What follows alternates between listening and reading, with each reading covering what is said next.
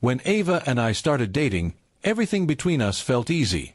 She had that rare mix of humor and empathy that made ordinary moments feel special.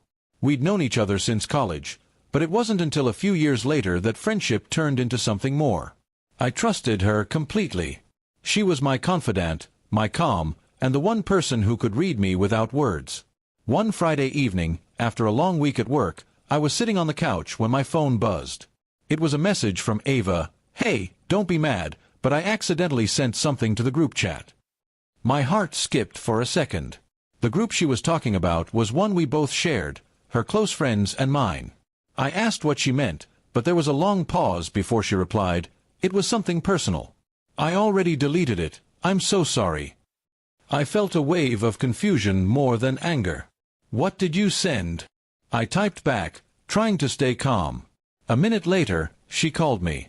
Her voice was trembling slightly.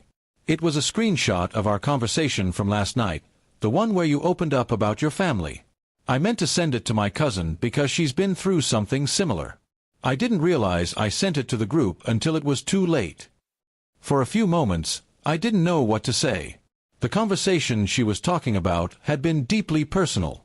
I'd shared feelings I hadn't told anyone else about, how hard it was losing my dad, how lonely some days felt even with people around.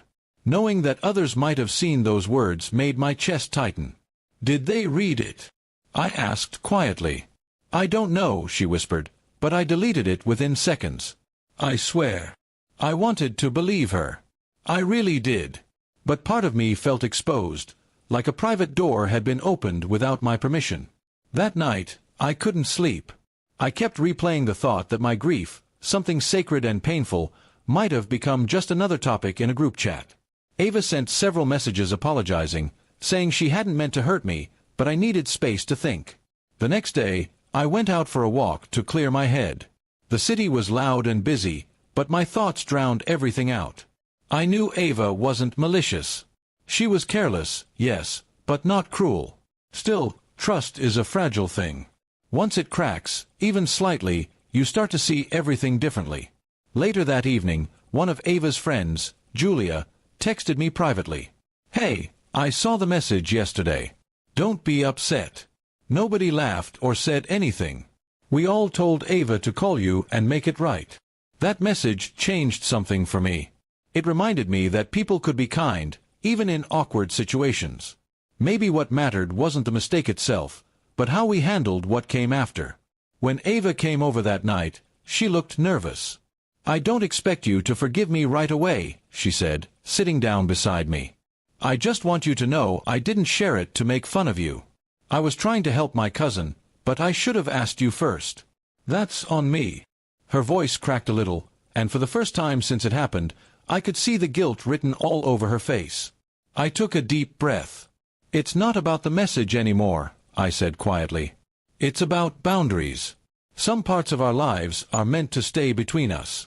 Even if your intentions were good, it still hurt because those words were mine, not meant for anyone else." She nodded slowly, tears filling her eyes. "You're right," she said. "I crossed a line." We talked for a long time that night, not about blame, but about understanding. Ava admitted she had a habit of oversharing because she felt that openness connected people. I explained that privacy was my way of staying grounded.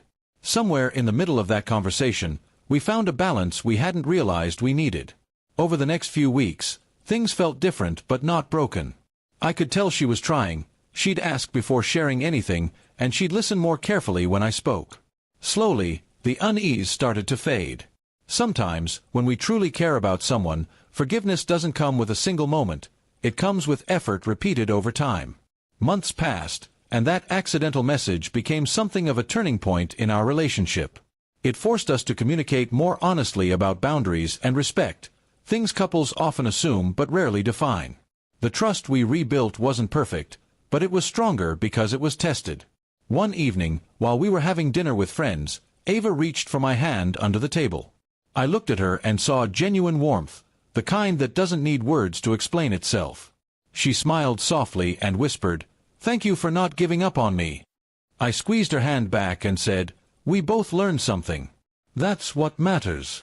Looking back, I realized that sometimes mistakes don't end relationships, they redefine them. That one accidental message had started as a breach of trust but ended as a lesson in empathy.